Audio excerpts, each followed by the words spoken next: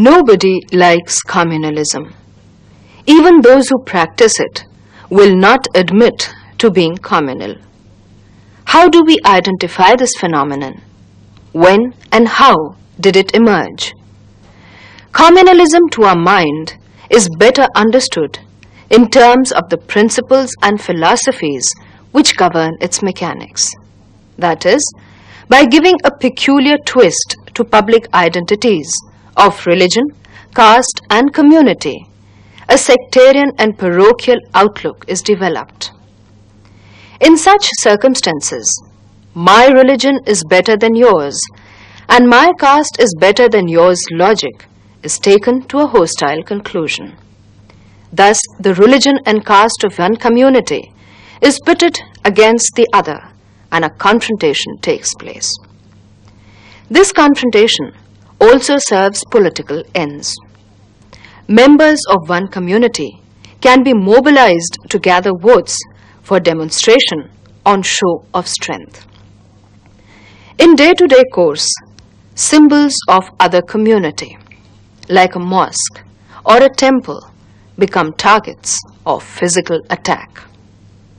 New terminologies like either Hindutva or Islamic interests or Muslim India are devised to give a false ideological unity to diverse faiths and practices within the domain of a religion.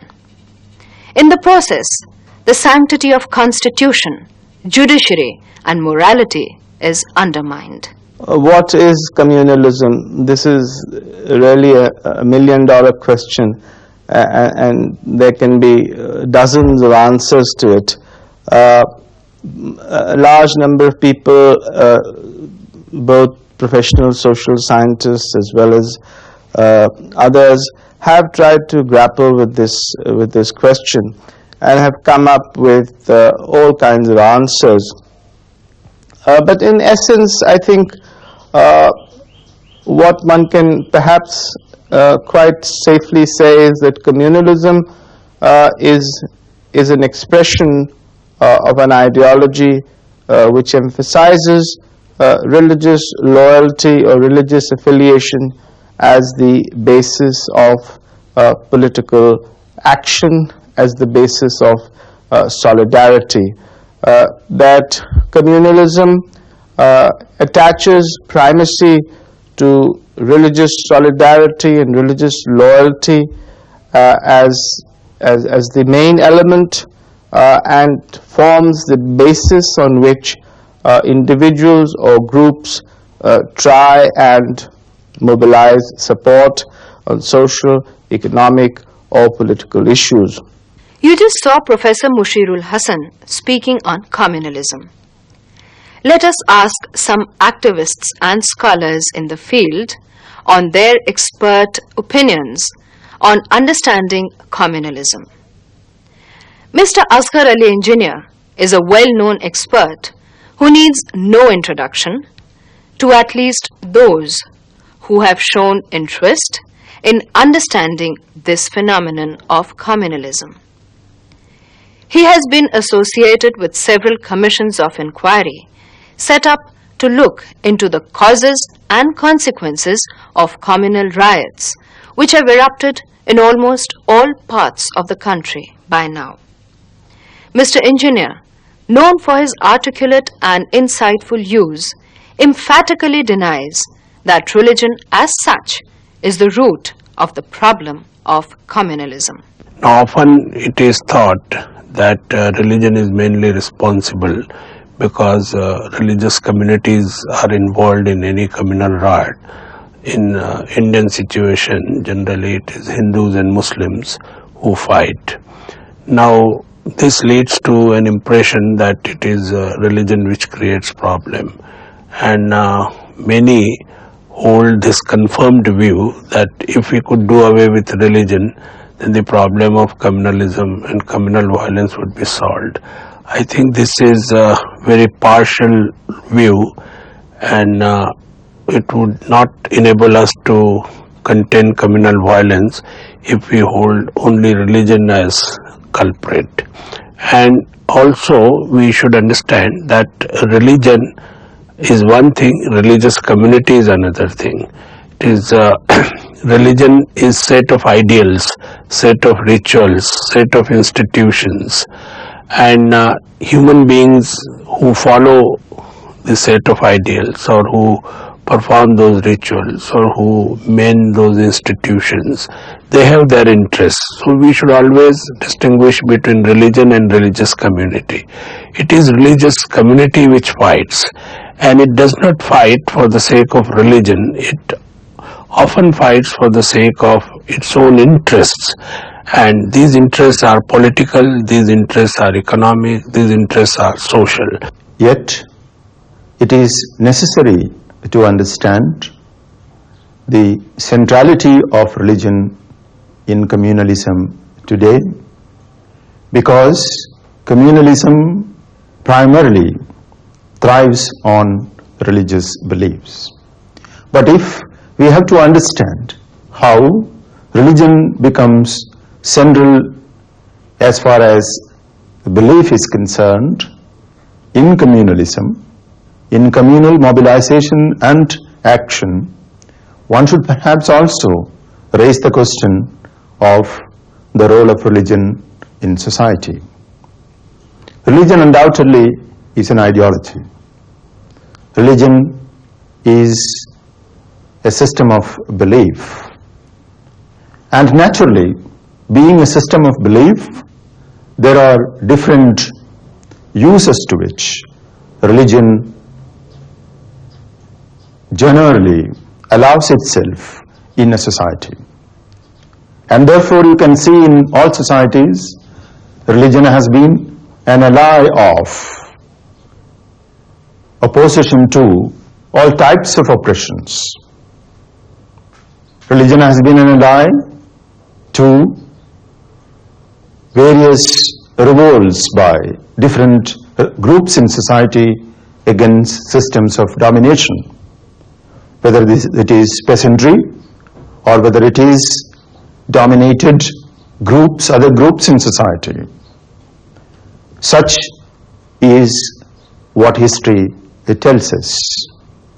But yet, in all such situations where religion plays as the ideology of action, as a system that gives to those who are undertaking such social or political action in society legitimacy, there is a dimension which one should always understand. That is, being a force to allow people to act against domination or other forms of oppressions, yet at the same time, when their activities are influenced by religion, their consciousness is limited within religious consciousness. And because of that, there is inherently a weakness in it. Now, once one looks at this, that is, two aspects of role of religion in society, that is, one, if one may say, as a positive aspect, which helps people to act against existing systems of domination. The other, which one could call as negative in which the consciousness of the people is not allowed to go further than what it was in society. One can ask this question as to how does religion come into play as far as the communal politics are concerned. Basically, I think in communalism of the sort that we have in India, it is using the belief, the religious belief of people in place of a different social and political consciousness. That is to say, communalism is using religion in the absence of any other ideology, whether it is political or social ideology. An important feature relating to understanding communalism, therefore, lies in viewing it as a phenomenon of the society, which keeps changing in response to the demands from various interest groups over time and space. The latter can be economic interest groups, political interest groups, so on and so forth. But as many experts have already expressed their studied point of views, there are seldom purely religious groups, at least in terms of their operational styles. The connection between religion and communalism appears to be inseparable. The fact communalism has been so characterized because of selective and convenient usages of those aspects of culture which suit at that point of time the demands of political mobilization as have been planned by the leaders doing it. Let us now examine why and how this phenomenon of communalism is related to religion, or in other words, what is the place of religion in an objective and realistic understanding of communalism in India. Religion is used not only by politicians, religion is used by certain economic interest also.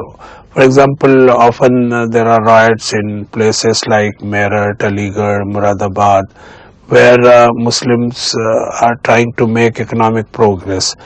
When they try to make economic progress, the caste Hindus feel threatened who monopolize trade, who monopolize industry in those areas. They feel that Muslims are emerging as competitors. So they try to engineer communal violence so that their business, their trade is destroyed and they can retain their own monopoly. This is what happened in Muradabad in 1980. We studied that riot. We found that some Punjabi Hindus who were feeling threatened by economic progress made by Muslims, some Muslim artisans turned into entrepreneurs who developed their own brassware industries and who started exporting to Arab world to make money. This created threat for Punjabi Hindus and they engineered riot in order to destroy factories of those Muslims.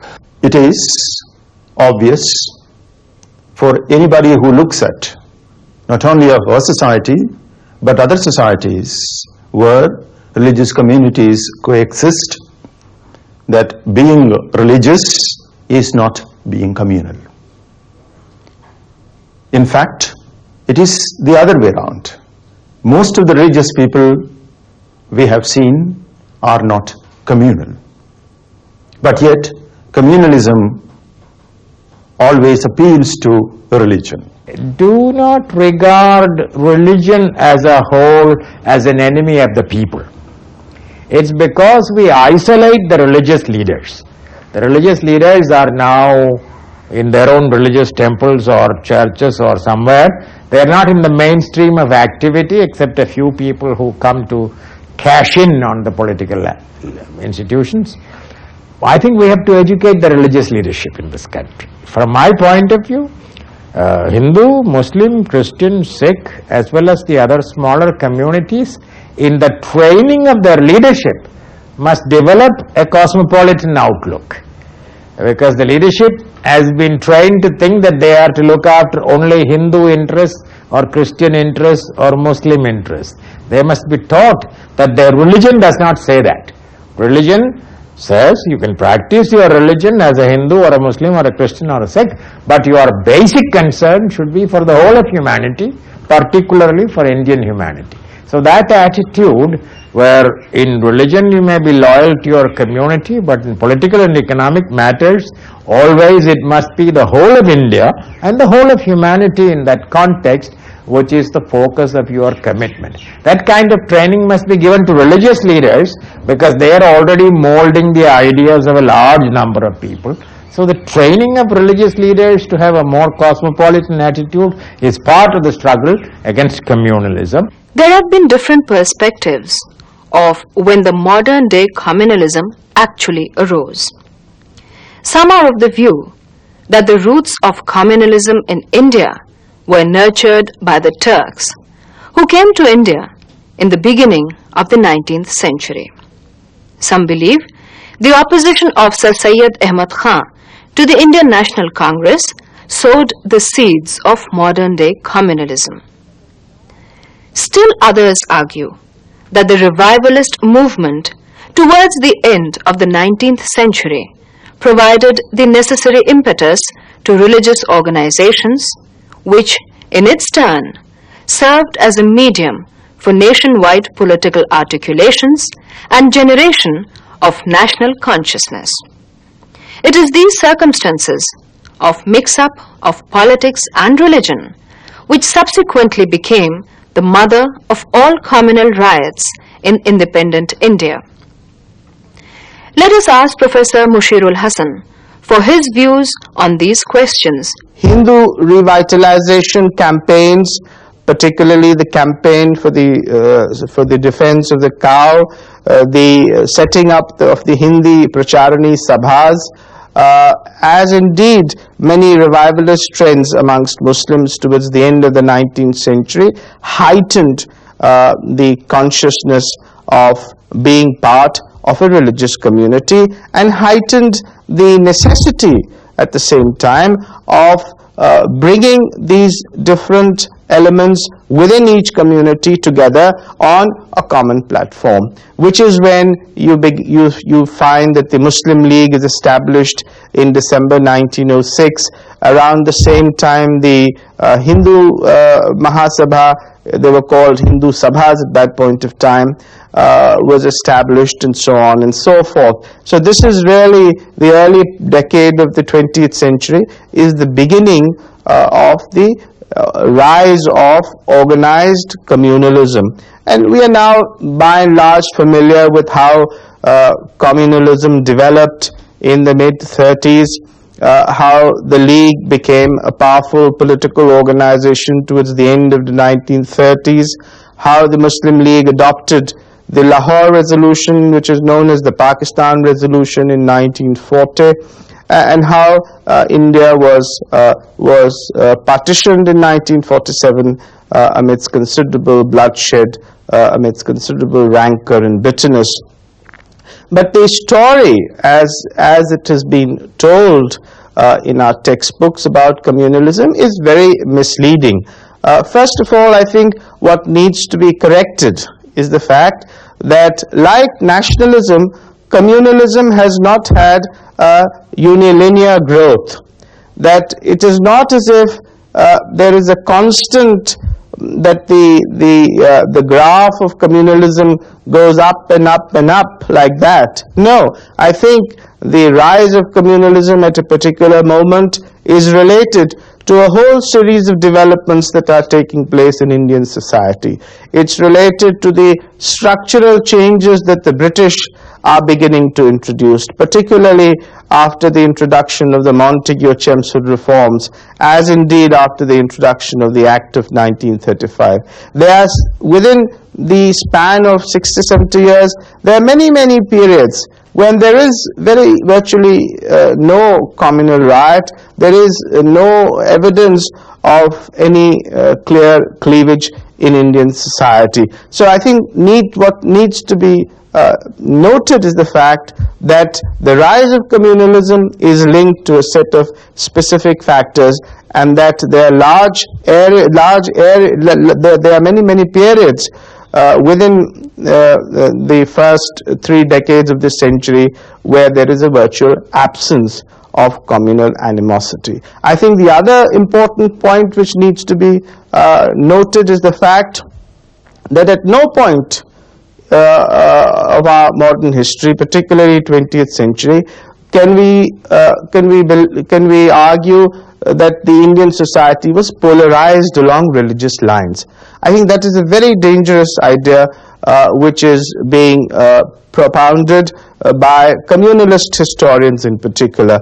I think except for the years 45 to 47, I think Indian society, notwithstanding religious friction, notwithstanding communal disputes, was not polarized necessarily along religious lines. We have just seen how difficult it is to define communalism. Definitions tend to limit this issue. Therefore, communalism, which is a dynamic social phenomenon, must be understood only in the context of the social issues involved. What we need in our country today is a going back to the old commitments, the commitment to the welfare of all in this country, to the commitment to have a system of development in which the distribution of wealth and power will not be concentrated either in the transnational corporations or in the bureaucracy or in party leadership or wherever it goes. So the power concentration is today gone awry, and we have to restructure the political, economic and social power in this country, that all people, without having to use violence and force and organization, can secure justice. Furthermore, to be religious does not mean to being communal, though centrality of religion as a channel for expressions of communal myths, hatred and violence cannot be overemphasized. It has been seen that communalism has manifested more frequently when religion has been used for political ends by intrepid vote gatherers without any scruples or morals. It has often been said that communalism can only be countered by secularism. Now, what do we mean by secularism? Is it the only remedy? These are the issues which we will be taking up in our next program.